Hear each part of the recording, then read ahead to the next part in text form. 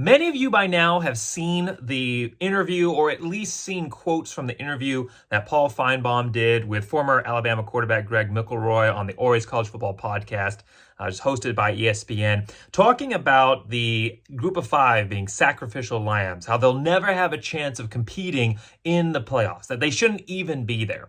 And I want to talk about that today. I was absolutely appalled when I read the quotes of Paul Finebaum from that video, and then when I watched the video and actually saw the circumstances surrounding their conversation, the context of the question, how it was asked, I became irate.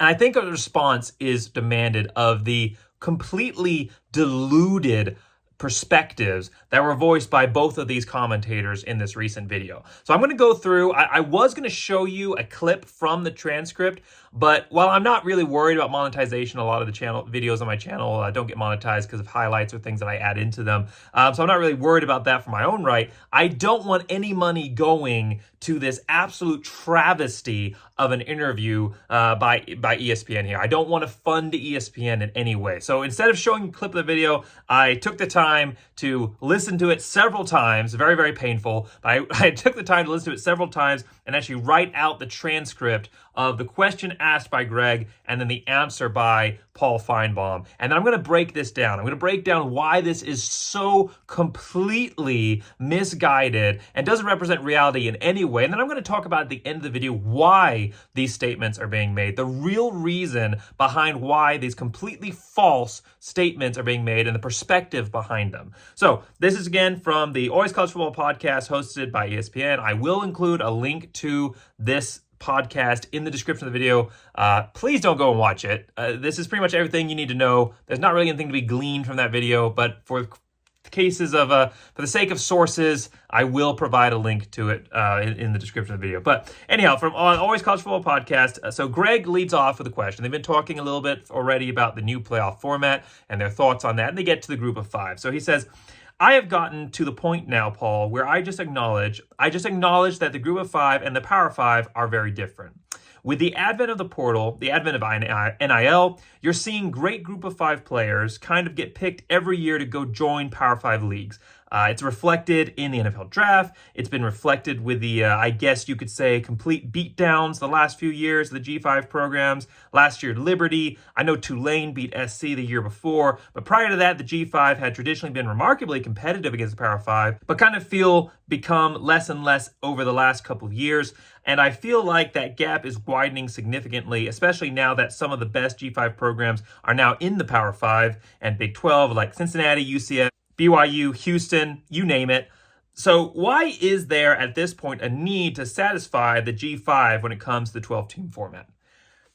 There's so many things wrong with the statement. We'll break each of them down here in a moment. But then Paul answered the question, and this is what's being quoted. I find actually the initial lead up by Greg to be more troubling than the answer by Paul. There are so many absolutely false statements in here, which are far more troubling than the response by Paul, which really just kind of reflects the overall false elitist viewpoint. But these questions, the lead up to it, are absolutely an absolute travesty. But we'll get back to those in a second. Then Paul gets to answer and he says, there is none. And there's a lot of verbal stuttering and sputtering. He says, there is none. Knowing these commissioners as we do know them, and they're very top-rate people, they try to be collegial, and I wouldn't be, you wouldn't be, but I know I don't want to see.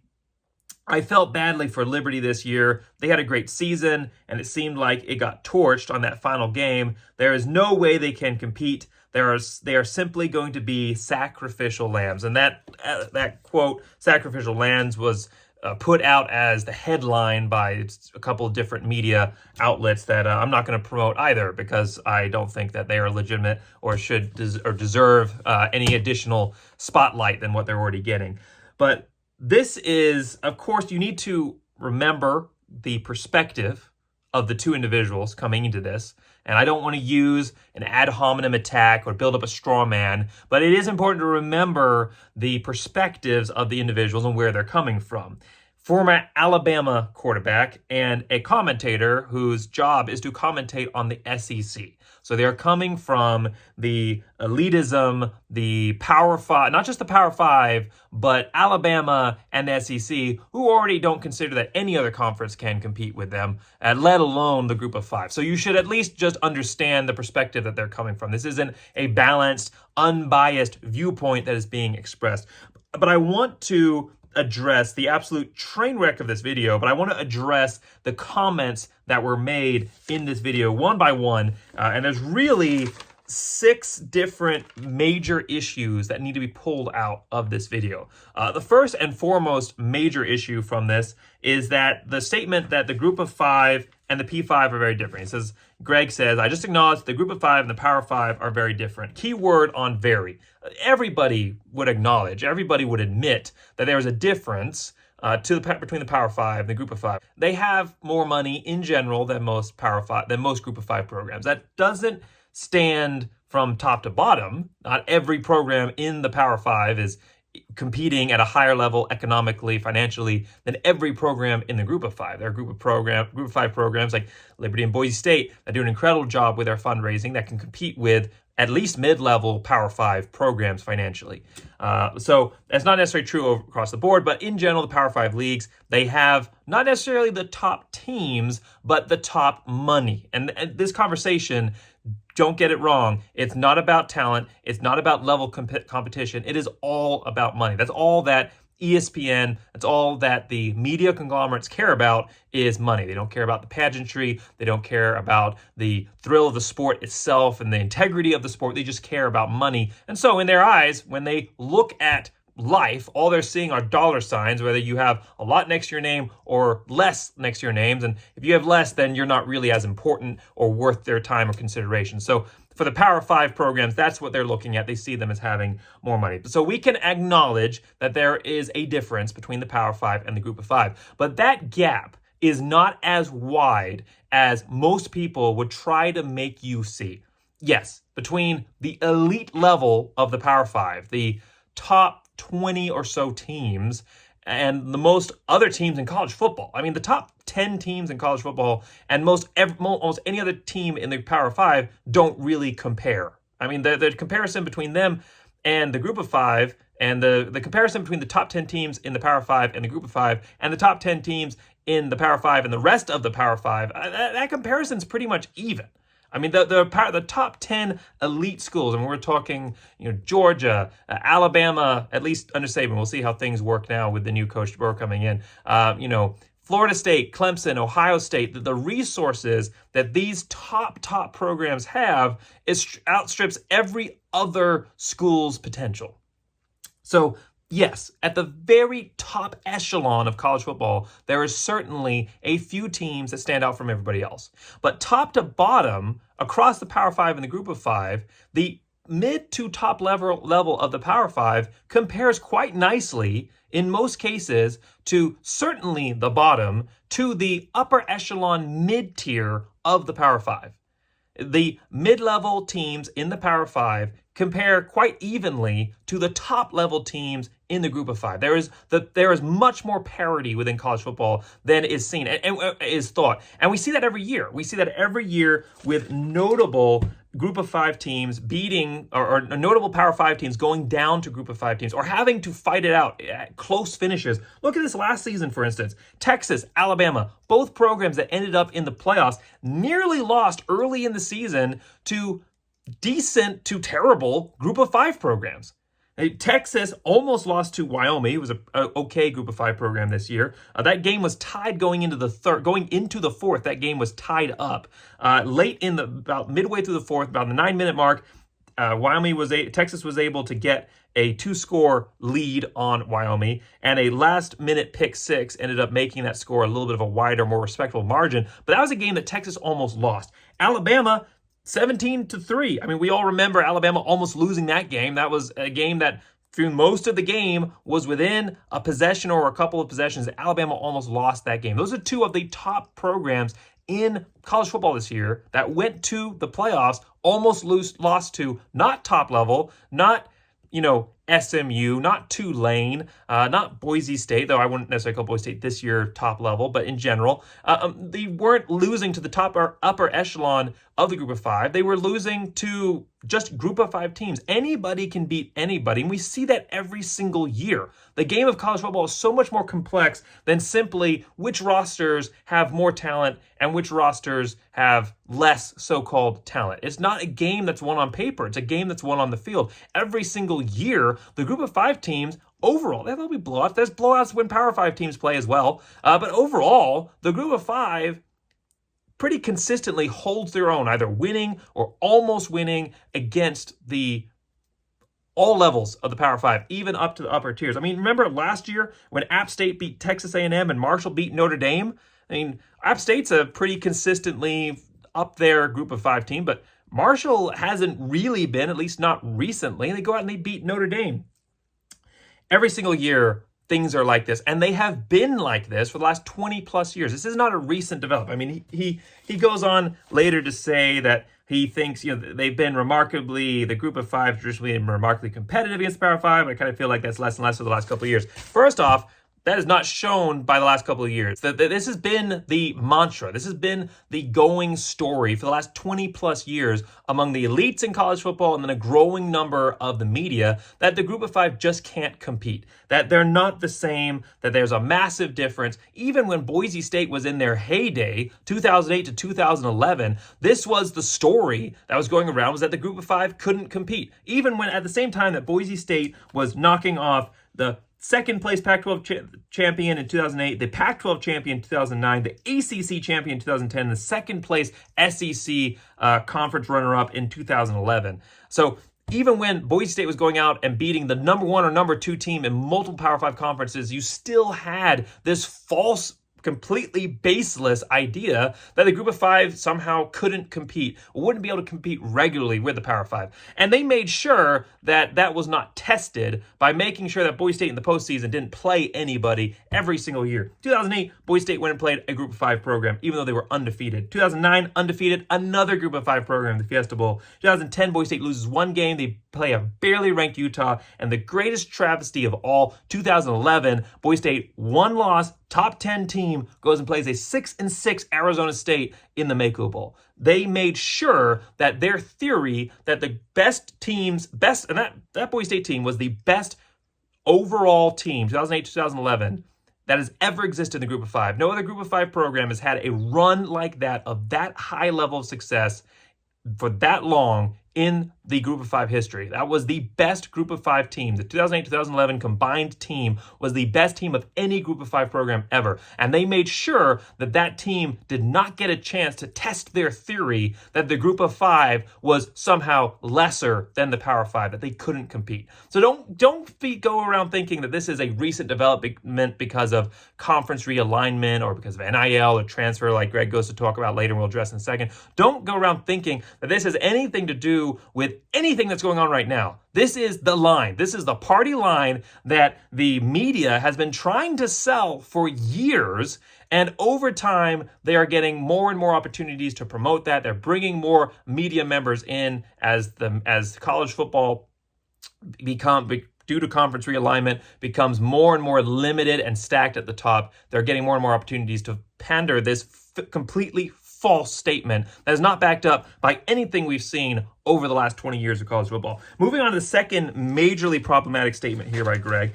He says that with the advent of the portal, NIL, you're seeing great group of five players kind of get picked every year to go join Power 5 leagues, and it's reflected in the NFL draft. So there's two parts to this that need to be addressed that are, you have no idea where he's coming from on this, because they're completely unrelated and they're also completely baseless. So let's break down the first part. The first part of his statement is that NIL and the transfer portal are picking apart the group of five, that they were able to kind of maybe compete previously, but recently with NIL and transfer portal, the best players in the group of five are getting lifted away, and there's no way that the group of five is going to be able to develop consistent success, because every year their best player is going to leave and go to the Power 5. That is definitely the line that a lot of people thought was going to happen when NIL and transfer came out. This is going to kill the FBS. It's going to kill college football. That is actually not what we've seen happen. First off, the group of five are in the NIL game as well.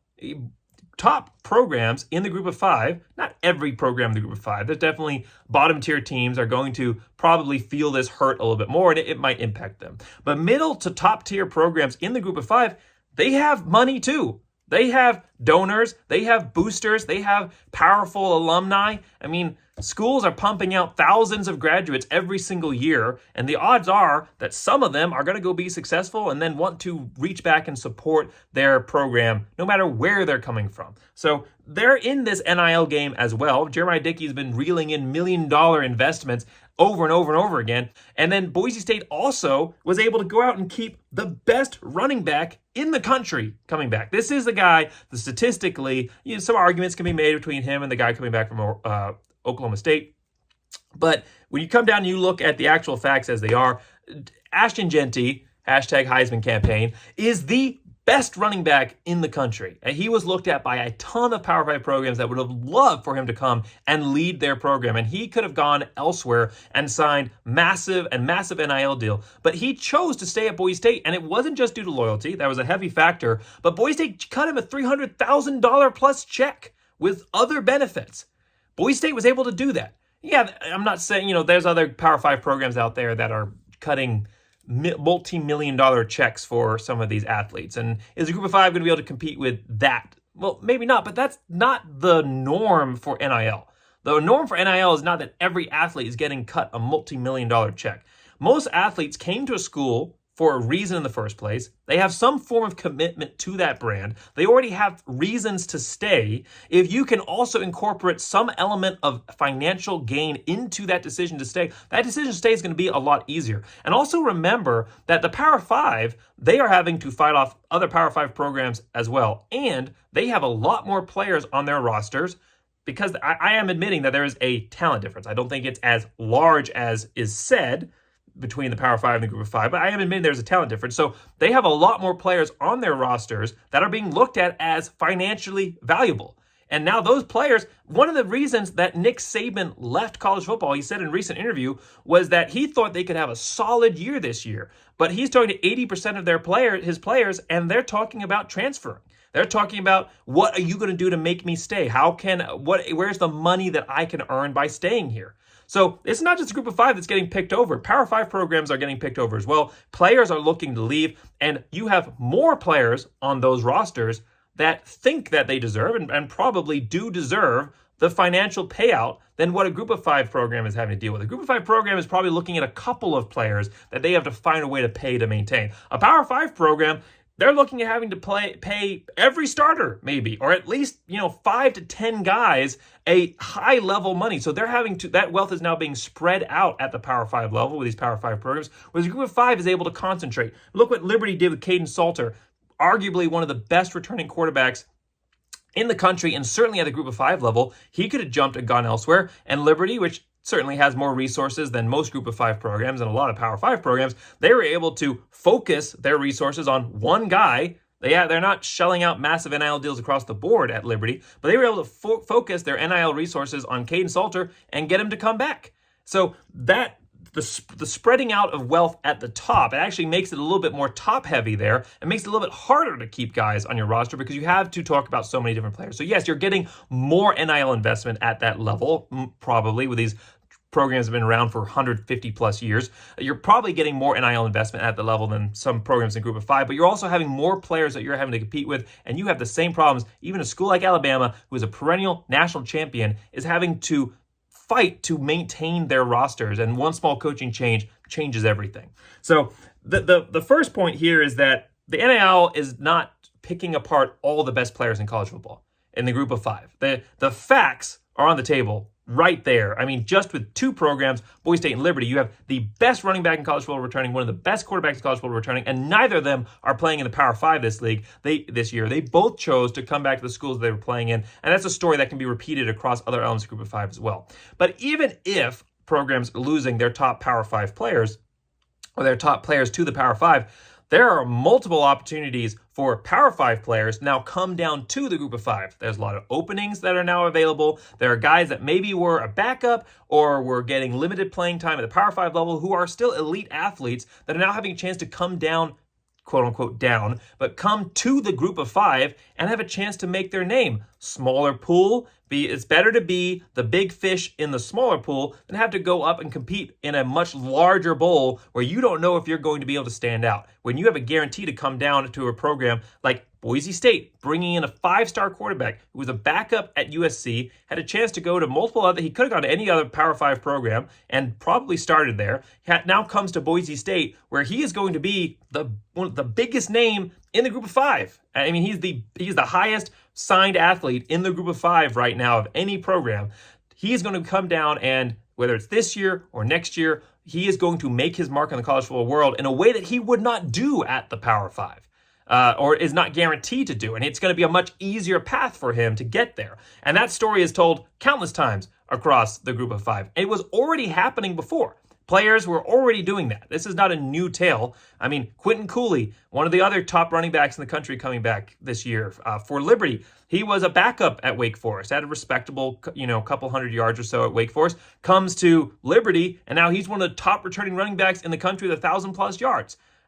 So this is a story that was already being told before NIL became a major thing, but now players have additional reasons to come down and to go to the group of 5 because the money factor, if they're not feeling like they're getting paid their worth at the Power 5 level, maybe they can come to a group of 5 program that again has a little bit more of that focused look, and they can become the number one NIL in a market that is geared completely to them. So the NIL and transfer portal, and the transfer portal, so the NIL provides incentive, and the portal provides opportunity. The portal has a lot of issues, and that we need to rein it in, but it also is making it a lot easier for these guys to transfer from the Power 5 to the group of 5, maintain their player eligibility, and continue to compete. And so the NIL and the transfer portal right now are not killing the group of 5. If anything, they are allowing Power 5 programs, a group of 5 programs, to find a way to keep some of their top athletes, and also it is enriching the group of 5 as well and giving athletes that were sitting on the bench in the Power 5 level but are still elite athletes a chance to compete at the group of 5 level at the same time. The second part of this comment that he made regarding the NIL and the portal is that this is somehow reflected in the NFL draft, that the players are leaving the group of 5 to the Power 5 and then getting a higher chance to be drafted. That is blatantly untrue, and it has always been blatantly untrue. This idea that NFL scouts somehow care about where you played. They don't. All they care about are your measurables, the interviews that they have with you, and what you bring to their organization. They don't care that you rushed for 4,000 or 10,000 yards in college football. What are you going to do at the professional level? That's not necessarily an indication. Having the college stats gives you a platform. It helps get eyes on you. It brings awareness. But that platform can be raised. Once you have eyes on you, that's all that matters. You're not getting additional scouts looking at you by being great at the Power 5 level than at the Group of 5 level. As long as you show that you can compete, as long as you show that as long as you are making headlines, as long as you are putting up yardage and getting the attention, which every athlete across Group of 5 or Power 5 by having success in any level, and not just Power 5, Group of 5, at the FCS, having success is going to get the attention of the scouts, and they're going to come and they're going to look at you. It's individual success. It really doesn't matter what the team is doing. It doesn't matter what the conference is. It doesn't matter the competition, quote unquote. What matters is, do you have the measurables and are you a competitive athlete? That's what they're looking at. NFL scouts are getting paid. This is their job. They're getting paid to find the best athletes, and they will go anywhere. I mean, look at recent NFL classes. Pushing back to maybe not recent, but 2017, Mitch Trubisky, FCS guy, picked 2nd overall. Josh Allen out of Wyoming picked 7th. Jordan Love picked 26th overall. Looking at the 2022 class, you had an offensive lineman from Tulsa picked 24th overall, and 2 FCS players picked in the first round. The Power 5 routinely get more players drafted because typically the best elite athletes are at the Power 5 because they have more resources and recruiting abilities and opportunities, and they're going to bring those guys in. And so it's not reflective of the program. It doesn't matter that you played at Alabama. It doesn't matter that you played at Florida. It's reflective of the player. The draft process is reflective of the player, not the program. It's correlation versus causation. Playing at Alabama didn't make you a number one pick. Being a number one worthy pick made Alabama want to go out and get you. So transferring from the group of five to play the Power Five might actually hurt your draft stock potentially, because you may go to a program where you aren't succeeding, where you don't have an opportunity to show success. I mean, if you're already rushing for 1,000+ yards at the group of five level, and then you go to the Power Five, and now you rush for 500 or 700, or you're not the starter, and you're not getting the opportunity to develop and grow on the field. Well, now that shows that it was a competition element. That could actually hurt your draft stock. If you're having success, you thrive in the place that you're planted. Going somewhere else can benefit guys sometimes, and there's reasons that people transfer. Transferring can work and be good for you, but typically the best moves aren't based on, am I going to be able to go there and play at a higher level? The move should be made on what's best for me. Am I having the success I want to at this level? It should be, where am I going to have the most success?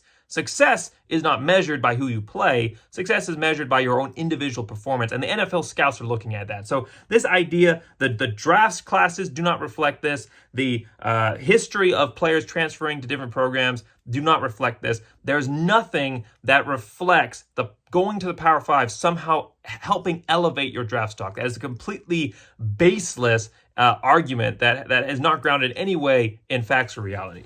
So now we get to the most troubling, the most problematic elements of this interview, starting here with question 3. And Greg says that, he talks about the NFL draft and being reflected, and he says he thinks that it's reflected. He said that it's been reflected with, I guess you could say, complete beatdowns the last few years of the group of five programs. I mean, Greg already undercuts his point right away by saying that Tulane beat USC a couple of years ago. And prior to that, the group of five had been traditionally competitive. So he right away undercuts what we're about to talk about. He's really only basing his comparison on last year's game against Liberty. This notable commentator is basing his entire analysis on 1 year. His entire analysis on why the group of five should be left out of college football's next advancement, why the entire reason why the group of five should be reduced to a Division II of college football, the new FCS, he bases that analysis on 1 year. And he admits that when he undercuts his argument by saying that Tulane and before that was pretty competitive. But let's look, for the sake of the argument and his completely off-the-wall comment, let's just look at that and debunk that right now. Let's look at Liberty versus Oregon. I will 100% freely admit that was a beatdown. And what I'm going to say next does not come as a Liberty hater. The complete opposite. I am a Liberty fan. I'm a massive Boise State and Liberty fan. I have close ties to both programs. So Liberty, yes, got destroyed by Oregon. That was not a pretty game to watch. Very, very painful one for sure. But it is not reflective of the group of five's potential in the playoffs in general. First off, Oregon was one of the top programs in the country. Their only 2 losses were to Washington, who came second in the national championship. So basically, in a roundabout way, Oregon was the number 3 team in the country. If you look at it that way, there are only 2 losses to the number 2 program in the country. However, that wasn't the reason that Liberty got destroyed. Oregon was an elite program, far more elite than most group of five programs would play in the first round of the playoffs. But eventually they're going to have to play the elite program. So if you look at Liberty as the example of a typical group of five representative, then you could potentially make the argument that the group of five is not going to be able to compete, that they will be sacrificial lambs. However, Liberty's performance is not reflective of what the group of five typically produces. Look back in the previous years and the records that were produced, that you don't see a score like that reflected. But last year was a completely unique circumstance. Last year was completely unique in the world of college football and of the group of five. Last year was a year that nobody deserved to be in the New Year's Six. There was no group of five program that deserved to be there. It's the first time that has ever happened, but no group of five program deserved to go. Of all the undeserving teams, Liberty was the least undeserving, the committee made the right choice. SMU did not deserve to go. But neither did Liberty, but Liberty had a better case than SMU. Looking at the teams last year that were in contention, you have to be a Group of 5 champion. SMU 10-2, no Power 5 wins, and the wins that they had in conference were not impressive. It was a massive down year for the American Athletic Conference. But SMU had 10-2, had no quality wins in conference or out of conference. Their best win was against Tulane, and again, that Tulane didn't have any quality wins either. They were just riding off of last year's success. So no Power 5 wins. So SMU didn't deserve to go. Miami, Ohio was 11-2 out of the MAC, an 11-2 program of the MAC. MAC and Conference USA about equal, and this program had 2 losses. JMU was not eligible because they are new to the FBS. And then Boise State was 8-5. So the Mountain West champion wasn't eligible. So Liberty went to the college football playoffs, but that was not a indication of the quality of program that is usually produced by the Group of 5. If it had been any other year, 13-0 Liberty, having played nobody, would not have gone to the college football playoffs. It would have been a different Group of 5 program who had earned that spot. It clearly earned that spot and would have put up a better showing. Would any of these teams have beaten the top Oregon? No, but would past Group of 5 programs, they'd have had a pretty good shot, even against a top-level team like Oregon. This is actually, while it is not reflect, this has never happened for the Group of 5. It actually happens quite a bit at the Power 5 level. It actually happens quite a bit at the Power 5 level, where a team that is less deserving than the other programs, that the other program inside its conference that it beats ends up advancing. A team that has a worse overall record gets lucky, who's had a worse season, gets lucky and beats the top program in their conference who's had a better overall year and advances over them. And you get a less deserving team from the Power 5 conference. In fact, the Group of 5 system makes it much harder for that to happen. The entire Group of 5 has to have a down year for that to happen. Within the Power 5, you just have to get lucky in the conference championship game. And that happens quite a bit. Let's look at this last year, 2023. Bama advances over Georgia. Georgia clearly had the better season. Far superior season to Bama. Bama struggled through this year, but they were able to win. And anybody can beat anybody, right? They were able to win. They were the worst team, but they were still able to win and get to the playoffs. Let's look at 2022. Utah beats Oregon and advances to the playoffs. They beat them twice, actually. Once in the regular season and once in the playoffs. That was a worse record-wise and overall team than Oregon, but they won. They had Cam Rising and a beautiful, amazing, historic season, and they get through and they beat Oregon and they win. I believe 2021 as well, right? Let's look at the prime example of this, and probably the closest parallel to what happened last year. Actually, a much closer parallel and a much worse example. 2012, 8-5 Wisconsin. 8-5 Wisconsin goes to the Rose Bowl because they pull off a massive destructive blowout against Nebraska in their conference championship game, the Big Ten conference championship game, and they advance to the Rose Bowl. 8-5. If they'd had this playoff system, you would have an 8-5 Wisconsin. That program would certainly have been a sacrificial lamb to any other program in the playoffs. 13-0 Liberty has a better case of justification for going to the playoffs over 8-5 Wisconsin. This is the system that it is.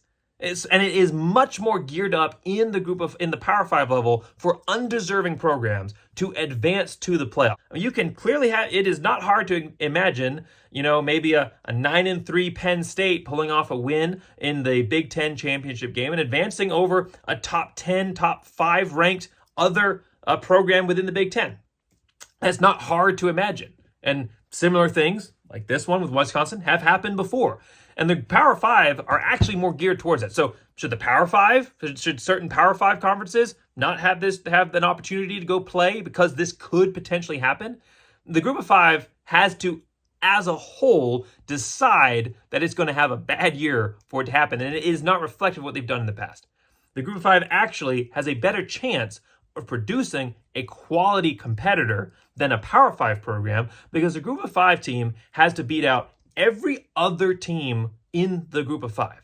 There are so many other teams they are competing against. The quality that you're going to produce by a one conference having to beat out 4 other conferences for a chance to play has a much higher chance of producing a top quality team that is highly competitive than a system where all you have to do is win your conference, win one game against 12 or 16 other teams, and that's it, and you're in. So this is the statement that because Liberty somehow got destroyed, again, basing your entire analysis off of one game, how Liberty somehow got destroyed in last year's game, and that indicates the group of 5 can't compete, is absolutely ridiculous. This was not a Liberty team that's reflective of the type of program that is usually produced by the group of 5. Liberty got lucky this season, and it was great to be able to go see my Flames playing in the Fiesta Bowl, a place that I have traditionally seen my Boise State Broncos playing. It was great to be able to see both my programs play there. But again, it was not something that Liberty had earned by themselves. Every other program, every other conference had to take a knee for Liberty to be able to advance to the college football, to the New Year's Six and what would have been the college football playoffs. It's not going to happen in the future that way. A 13-0 Liberty team is not going to be competitive versus an 11-2 Boise State team or Mountain West Conference champion, or a AAC team with a Power 5 win, or a Sun Belt team with a Power 5 win that's 11-1. They're not going to be competitive against that. So the quality that the group of 5 produces is going to be far superior to a program that's in their 6th year that played a really, really soft schedule and got lucky. That was not reflective of what the group of 5 typically presents or had in the past, or is going to present in the future.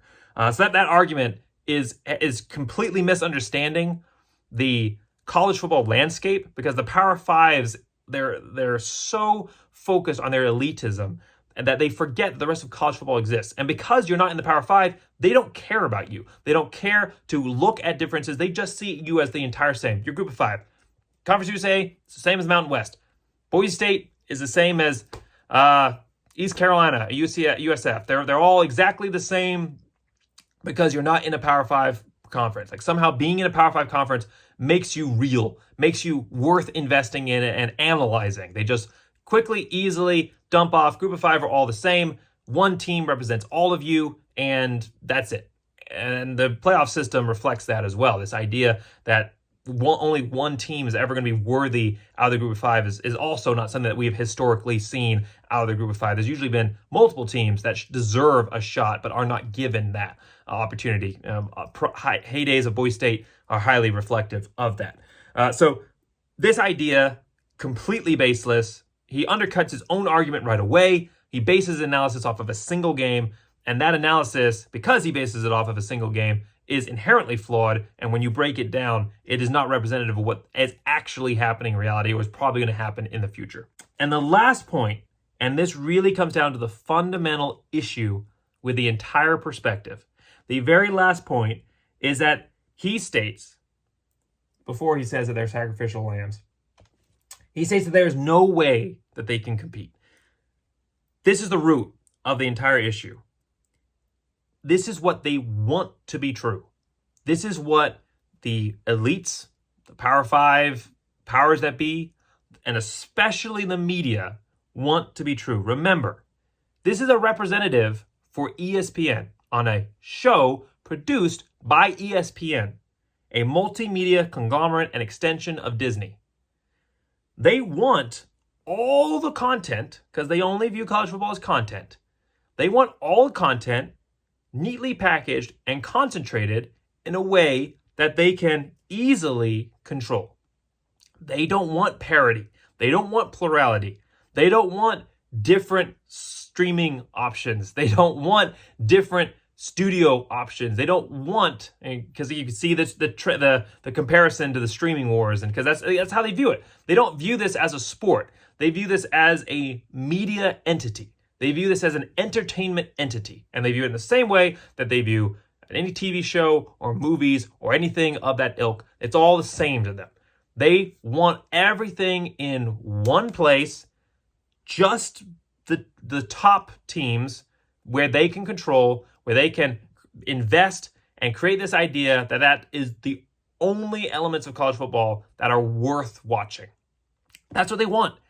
They don't want the traditions of college football. They don't want the pageantries of college football. They don't want the competition of college football. They don't want their milk cows getting beat by Group of Five programs. They want to remove that risk. They want to protect them in their nice little bubble at the top of college football. And we're not even talking about all of Power Five. They go later on in this video to, once they've talked about how the Group of Five is meaningless, they then go to talk about, hey, SEC and Big Ten should just split away. You know, it's really sucks. They talk about how badly they feel for the SEC and the Big Ten that these conference reps have to share a table with reps from other schools that have an equal voice. And then Paul Finebaum makes a kind of a shot at democracy in general. But they don't want the plurality. They don't want the multiple voices. They don't want the excitement across all levels. They don't want the facts that you can compete anywhere in football to be true. They just want the top few teams, the top 30 or so teams in college football between the Big Ten and the SEC doing their own semi-pro thing, and it is going to kill college football. If they keep being able to control this, and ESPN just bought the playoffs, $7.8 billion, they keep being able to control this, they are going to destroy and ruin college football. The Group of Five is the only thing right now in any way tethering college football to its legacy, tethering it to its what fans actually want to watch. The Group of Five is where you're going to see players competing for the love of competing right now. Schools competing without any assumptions or errors, just going out and playing for the love of the game. You're going to see that at the Group of Five level right now. That's what college football is about. The connections that this country has to being a shared experience. The connections of America and its fandom to its roots, to that small local team, that old high school feel that so many people want to recapture with their college experience. The Cinderella storylines, the upsets, the things that make college football fun to watch happens because the Group of Five exists. Those storylines are not existent in the Power Five. And especially when you take the top 30 teams that are all basically the same, it just becomes the NFL. And the NFL, for most people, is not fun to watch. The NFL is taking hits every single year in viewership and overall buy-in from fans because it's not fun to watch. And if you make college football like the NFL, where all teams in a certain segment are basically the same, and there's really nothing separating them or dividing them from each other, and you don't have the upsets, and you don't have the Cinderella stories, and you don't have the storylines that drive college football and make it exciting, what is there left to watch? So the sake of college football hangs in the balance. None of this is set in stone. None of that what has been discussed in this interview, none of this is reality. It's all completely false. And it's the exact same complete lie that ESPN and the top media conglomerates have been trying to sell to the college football landscape for the last 20 plus years. They're really close to starting to make a headway to making it happen, but it hasn't happened yet. There is still a chance for college football to be saved, and it comes through the college football playoffs. The college football playoffs actually saves college football, at least in the format that it's in right now, assuming that the Pac-12 is not able to regroup. Because right now, the college football playoffs actually allow the Group of Five to have a chance. That is one of the main reasons that the playoffs were pushed for in the first place. The fact that teams like Boise State were being left out over and over and over again when they deserved to be there made many people, using Boise State as their rallying call, made many people in the media start to push and say that this is not okay. People across college football saying this is not okay. We need this change. And now part of the reason this was invented in the first place, they're trying to cut the legs out from under and say we don't even want the Group of Five there because they don't deserve it somehow. The group of the playoffs has restored parity to college football, at least in the way that it is set up right now. When you give the Group of Five a chance, even if it is one team out of 5 conferences, it now makes every team in college football a competitor. You make the playoffs legitimate. You make the national champion legitimate. Every team has a legitimate shot of making it there by either winning their conference or in the Group of Five level, winning your conference and being highest ranked. You now have an actual shot. Players are realizing that. and they're staying with their schools, or they're coming back to their schools, or they're coming to the group of 5 because they know that they have a chance here, maybe a better chance. You have a better chance from a school like Boise State now to go play in the playoffs than you do at a school like UCF or Houston or Kentucky. Teams that have to compete with much bigger programs in their conferences that probably aren't going to win their conference or be in the top running for winning their conference every year. You as an elite player come to a group of 5 program and you win at an elite level with a program that has a tradition of success like Boise State, and you have a better chance of getting to the playoffs than a Power 5 program. And the top elites of college football absolutely hate that. They do not want that. They do not want that. They are trying to undercut the system before it's even had a chance to actually play out. They are trying to create a completely false narrative so that when you have an off year, like what happened last year, they can then use it as evidence the group of 5 needs to be cut out, because they are absolutely terrified that this new system may actually make college football fun again, that it might actually breathe life into a system that for a long time has been on a steady decline, might actually breathe life into the best sport that human beings have ever invented. They are absolutely terrified of what might happen if the group of 5 is given even the sliver, which is only a sliver in the playoff system, is only given the sliver of a chance. They're absolutely terrified of it. So I hope that more people open their eyes to what is going on with commentators like this who are clearly biased in their perspective, clearly trying to sell something that is not based on anything that is actually representative of the facts. Because it's very, very blatant when you break it down what is taking place here. And the facts are the group of 5 deserves a shot because they're in the FBS. The FBS is Power 5 and group of 5. There's this completely false idea that there's this massive divide, this chasm between the group of 5 and Power 5 is completely false.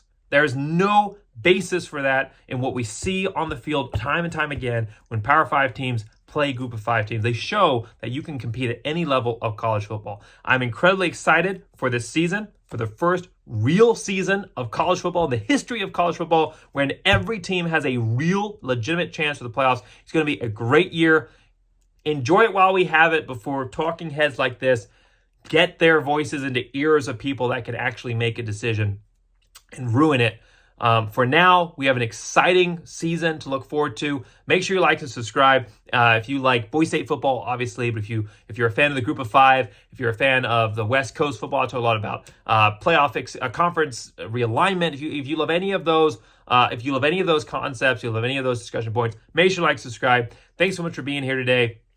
I have great Boise State content coming out all throughout the off season. I'm actually working right now on putting out the Boise State defensive preview. Had a great discussion with Hunter White from those glory days, and also JL Skinner from recent history at Boise State. So it's going to have highlights, analysis, discussion. It's going to be awesome. So make sure you like, subscribe so you don't miss out on that. Thanks so much for being here. A long video, but an important topic. And I was excited to make it and enjoyed having it. I want to hear your thoughts in the comments below. Let me know what your thoughts on this discussion. Thanks so much for watching. Make sure you like, subscribe. And as always, go Big Blue!